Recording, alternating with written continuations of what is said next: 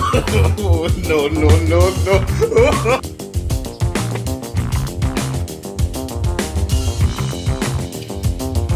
What?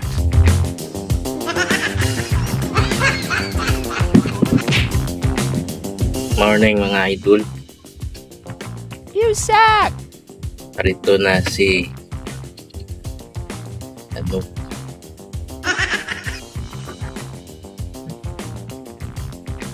Good morning mga idol. Ito na ang totoong Philippine Looper. Kailangan po mayroon kang saringsing or kagingking para masira ang tsinelas mo.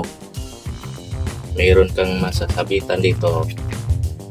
Ito ang maganda idol. Oh. Yan. Dito naman lahat babas kay Ferdinand de la Merced. Meron naman talaga idol po siya talaga dito sa Negros Oriental. Ang problema lang po ay pinapatulan nila ang kunting bagay. Tao lang naman po siya. Wag po nating ibas mga idol. Lahat po tayo ay nagkamali. Kung anong mali natin, huwag na nating palakihin pa ang maliit na problema. Diba mga idol? Tama ako? Yun lang mga idol. Bukas abangan mo ako. O mamaya punta ako ng Dumaguete, sakay ako ng bus, series bus. Pagdating ko sa Dumaguete, siyempre babalik naman ako dito sa Baes. No, no, no, no. Sakay din ako na series bus.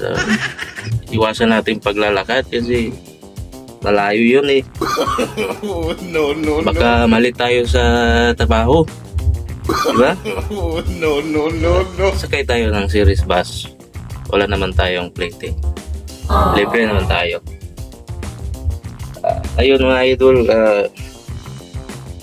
pagdating ni Ferdinand de la Merced sa Negros, ang followers niya ay 900 plus. Diba? Ngayon nabas siya, nasa 1 million na siya. Yun 1 million followers. Diba? Sino ang lugi ngayon?